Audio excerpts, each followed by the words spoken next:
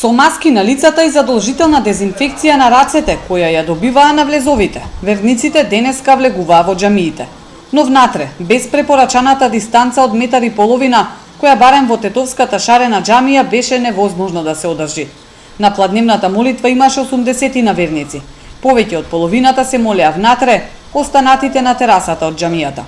Поголема гужва се создаде по завршувањето на молењето, кога верниците ја напуштаа џамијата. Но беа предпазливи поради присуството на камери, па ги немаше оние традиционални муабетења и поздрави кои обично ги практикуваат.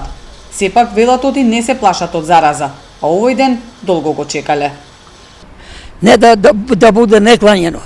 Бог сака да се клањаме, а не да се не клањаме. Али ја не знам што е тоа ова работа. Дали се плашите од зараза со оглед на тоа што имаше малку повеќе гужва во џамијата? Ама ево, метр со метр едно до друго и со рукавица. Кога се дава наредба дека не може, не може. Сега да се дава наредба да се може, може се. Да прави. Очекувате да се почитуваат мерките?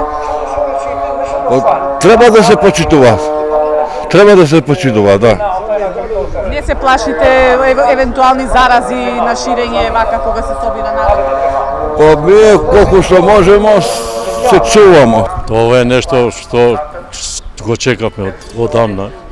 Со Господ напред тебе дојде и денот да го дојдеме да се клањаме во џамија. Мислите дека мерките ќе се почитуваат?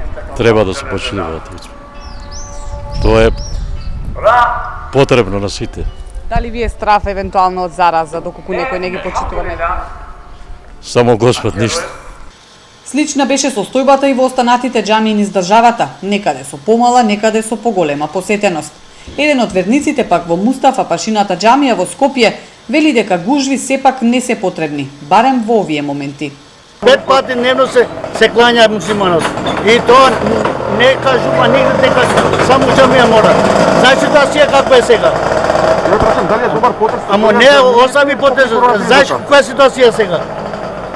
Што прашувате сега? Секој е свесен дека гужви не треба, така?